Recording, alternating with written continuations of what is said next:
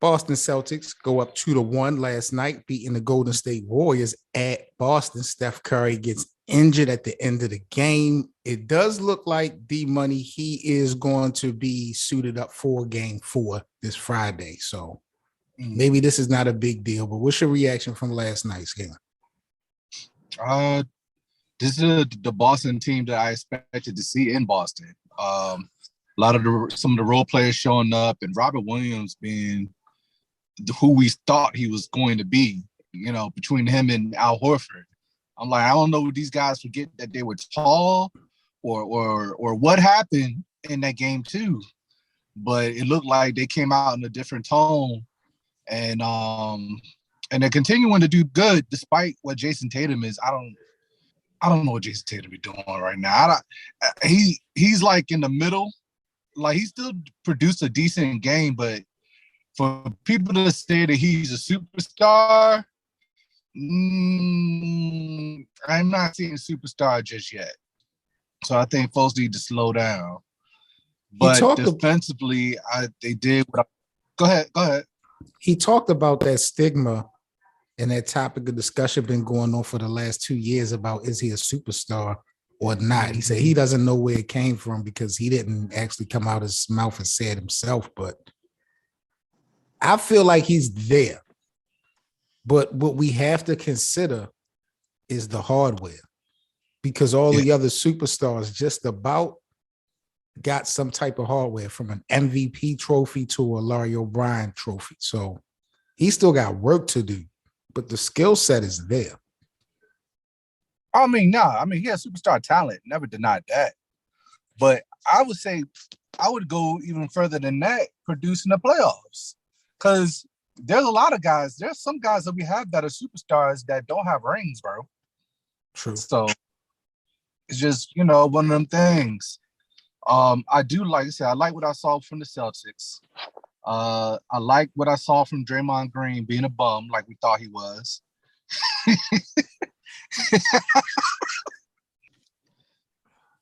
Apologies for that, man. It's ironic that you brought up Draymond Green, because I'm going to keep it a buck here on the Best of 7. Draymond Green being the heart and soul of the Golden State Warriors is laughable to me. I've been hearing the experts say this for about 2 to 3 years. Yeah. And I bite my tongue because I kind of understand what they're trying to say. But it's laughable to me, bro. I know he's the aggressor.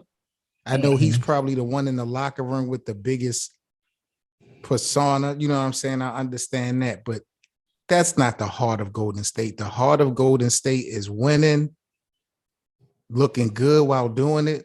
Steph don't be in no trouble. Clay don't be in no trouble. Steve Kerr don't be in a bunch of scandals and drama. Like, they're supporting, and that role players don't get in a lot of BS. So I never understood how they try to quarterback Draymond as being the culture of Golden State when his behavior seems to be totally opposite to how they give it up on the day-to-day. It's just like he's just a part of the ride. And I respect that he's needed, but a lot of professionals feel like he's the heart of Golden State, and it bugs me out. Laughable. I got to talk to the bosses. I'll say this. I feel like earlier in Golden State's tenure, I probably would have said that because he was actually producing. You know what I'm saying? I mean, he wasn't just coming out here just laying eggs like the way he's been laying eggs. You know what I'm saying? Doing all this extra stuff. Normally, when you start doing extra things that means that either your skills diminishing or your athleticism is going. You know what I'm saying? You start to do little dirty things, little tactics, and try to be on the mental side because you can't do what you can do on the physical. Right. So it's more so on that. But it's like when people try to put him up here in this status of like a Charles Barkley or one of the top 5 greatest power forwards you ever seen, I'm like, come on, bro. Y'all gotta Wait a minute. Y'all gotta Wait relax. Wait a minute. I think you gotta relax. You have no respect for Draymond Green. I'm not gonna take it that far. The boy can play ball. The boy can definitely play ball. But again, I did not say that he could play ball. I just said he ain't up in the top 5 power forwards ever. Are we doing that? I'm not, but the way you delivered that message, it just seemed like he'll never be great. He's a Hall of Famer in the making. Can we agree on that? Draymond Green is not a Hall of Famer. The NBA lets anybody in the Hall of Fame nowadays. You know what I mean? I just don't get it, man. I've never looked at Golden State as being a physical basketball club. You know what I mean? Mm-hmm. And I'm not saying I know he's a tone setter. I know what Draymond Green brings to that organization. I get that part. But just their face, what he has been doing and the lack of production just seems totally opposite from Golden State. And I don't know. To me, he's a liability more than an asset. Yes.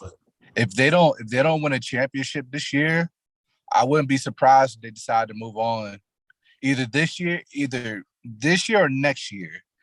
I wouldn't be surprised if they try to move on from him because, I mean, you got a young guy in Wiseman who still needs to develop. True. You know what I mean? And then you have, was it Kuminga? I think Kuminga could play the 3 and the 4, can he? They got some size. Yeah, they got guys. You got Looney, who they can move to the 4 that does more for the team than Draymond does. Other than, you know what I'm saying? Like, I guess they like the fact that he could play point forward, but I'm like, bro, like you have a point guard already, you know? And it's one of them things I feel like we overrate certain things that he does. So at this point, yeah, I could see him being a liability. How much do you put an injury? Like the dude had pretty much almost like the Paul George injury almost, from what I can remember. Listen to me.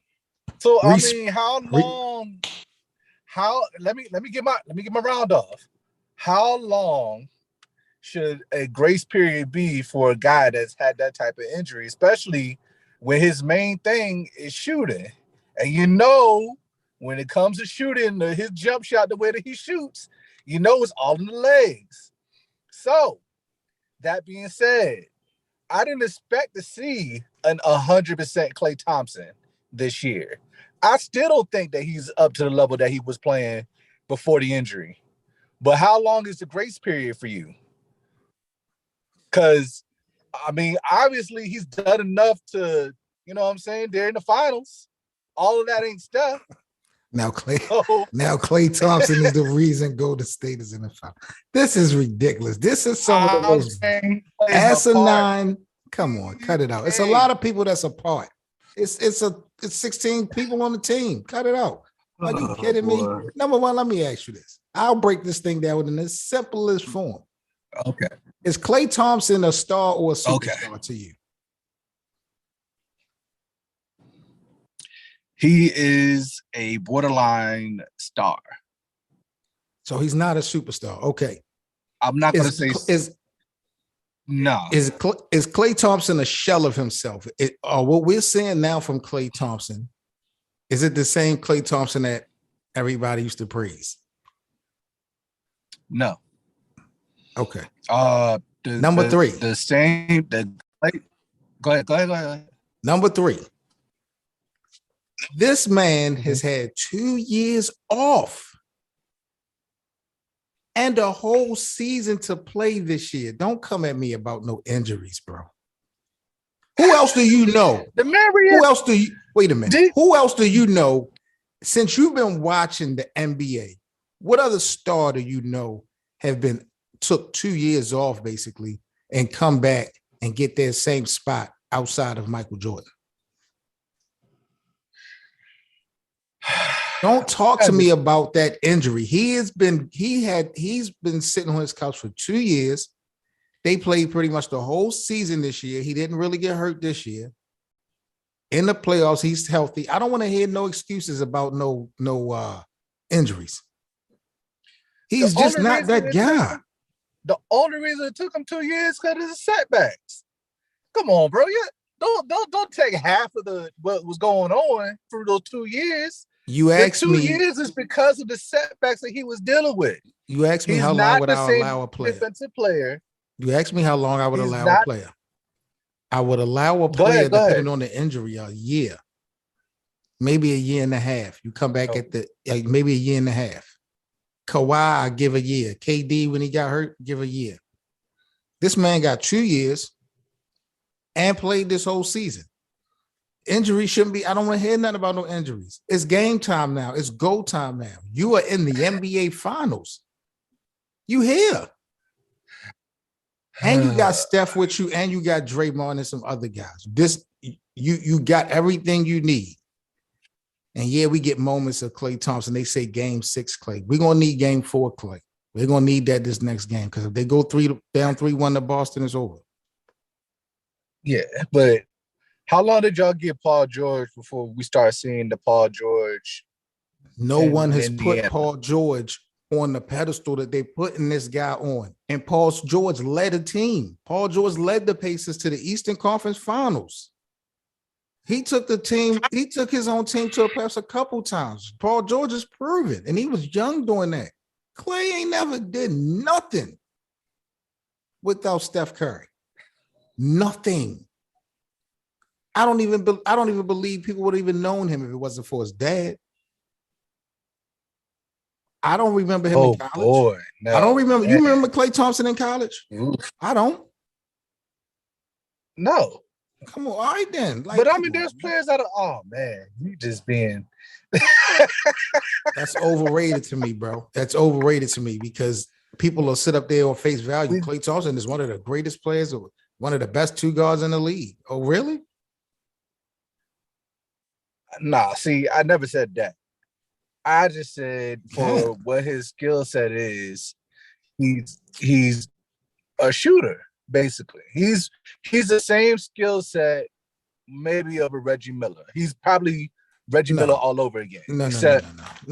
I'll say a better defender when he was before the injury. I like the comparison to Paul George. I like the comparison to Paul George because they're 2-way players. They're 2-way players, offensively and defensively. Klay used to give it up, but Klay's not that defensive presence no more. And offensively, he struggles. And I don't want to hear no excuse about, oh, he was hurt. He was out for 2 years and he played this year. That guy's overrated to me, bro. We'll agree to disagree. All right. Well, that's all I had on the menu, I will say in the sense of, I'll say this. What's that? What's that? In the sense of, okay, for people that do try to put Klay at a superstar level, I don't agree with that. But I think that his rating should be right at a star level. And I think you don't even think he's at least a star level, is what you're trying to tell me. No, he's a star because he can definitely get hotter than anyone in the league. He don't put up big numbers. He can play ball. He can play ball.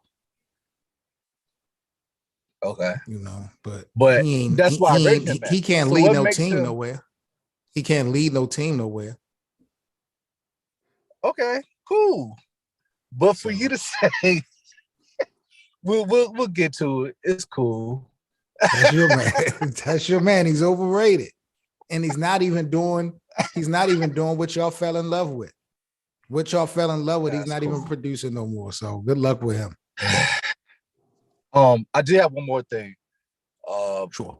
Devin Ham and Russell Westbrook about him sacrificing. I wanted to know what you were, excited about that whole deal. Because we had said about them keeping Russell Westbrook. So, what's your whole deal on that? It's interesting, D Money, that They also picked up Rasheed Wallace to be an assistant. They just let go of David Fizdale. I like the attitude. I like everything I hear. You know, Russell saying that he's willing to sacrifice, and Darvin Ham saying that he's willing to hold everyone accountable. Those are the right things to say. Only problem is I swore I heard those things last year. So, you know what I'm saying? So I understand Darvin Ham and Frank Vogel are two different voices, but the mission was the same last year. Chemistry. Everyone was going to have to sacrifice and adjust. Russ knew when he first came to LA that he wasn't going to be able to play like he played before. So now what you're going to have to do? How do you adjust from what you did last year? Go back to how you played in OKC? That ain't like, it's just not going to work with the personnel. It just does not work. It is what it is. It doesn't matter who's coaching. You can't put Russell, LeBron, and AD on the same team for an 82-game stretch. Think they're going to have a winning season, and they're winning the postseason. I just don't see it, bro. I'm not mad at I can feel you.